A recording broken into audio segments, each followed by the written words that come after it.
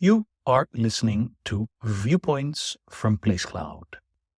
Cultural researchers tell stories of places from around the world. For the full multimedia experience and to support the creators you enjoy, visit placecloud.io. We're standing outside Olaf House, a rather handsome Art Deco building that was erected between 1928 and 1932 as the headquarters of the Hayes Wharf Company. It's called Olaf House because it was built on the site of St Olaf, Southwark, a medieval church dedicated to the Norwegian St Olaf, one of 6 old churches that were dedicated to the same saint in London, the others being St Olaf Broad Street, St Olaf Silver Street, St Olaf Old Jewry, St Olaf Hart Street, and St Nicholas Olaf on Bread Street. The evidence for the age of these churches is generally not what one would wish it to be, but it's broadly accepted that all of them probably date to the 11th century. In the case of the vanished St Olaf Southwark, however, we do know that a church dedicated to Olaf was already here in 1096, when its priest, Peter of St Olaf's, made a gift of land to the monastery at Bermondsey. Olaf Haraldsson, King of Norway, became a saint very soon after he died in battle in 1030. His cult arrived in England shortly afterwards and was promoted in England by Bishop Grimkel, a priest of English origins who had served in Norway as Olaf's personal advisor. He was, in truth, an unusual candidate for sanctity, a warlord given to blinding and mutilating his enemies during his bid for power in Norway. He was also responsible, or so it was claimed, for tearing down London Bridge. The story that Olaf pulled down London Bridge was told in its fullest form by the Icelandic chieftain and scholar Snorri Sturluson in the 13th century.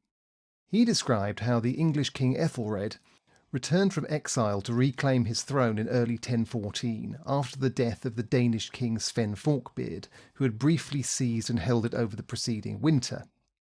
He was resisted in his attempt to enter London by forces still loyal to Sven and Sven's son Canute, and was forced to assault the city from the river. To do so, however, he needed to find a way to overcome the defences at London Bridge, a barrier to anyone seeking to make their way upriver. Snorri describes ramparts and towers, submerged stakes in the water, and defenders raining down weapons and stones. Ethelred, however, was, according to Snorri, aided in this by a young Norwegian marauder called Olaf, who had a cunning plan.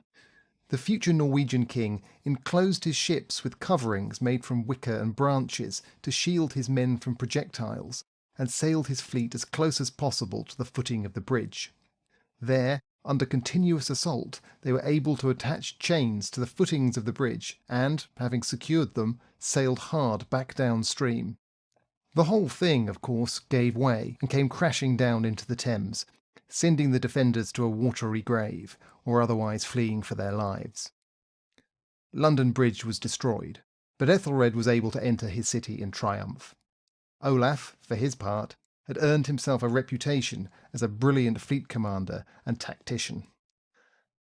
This is the story referred to in an inscription on the side of Olaf House, which describes how Olaf, King of Norway, helped King Ethelred defend the city of London against the Danes, which I suppose is one way of understanding Snorri's story, and it may even be true. But the skaldic poetry that Snorri based his legend on can actually be read in a rather different way.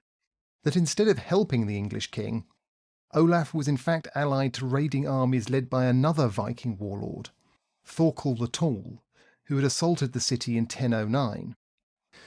The destruction of London's bridge may well have happened then, if it happened at all. And so if Olaf really did tear down London Bridge, it may have been in a spirit of malice, not helpfulness, as was later remembered.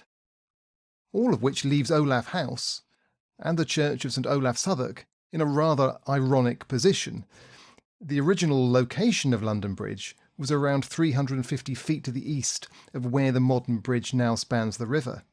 St Olaf Southwark was positioned directly at its southern end, and so for more than 1,000 years the ghost of St Olaf may have watched over the scene of his greatest mischief.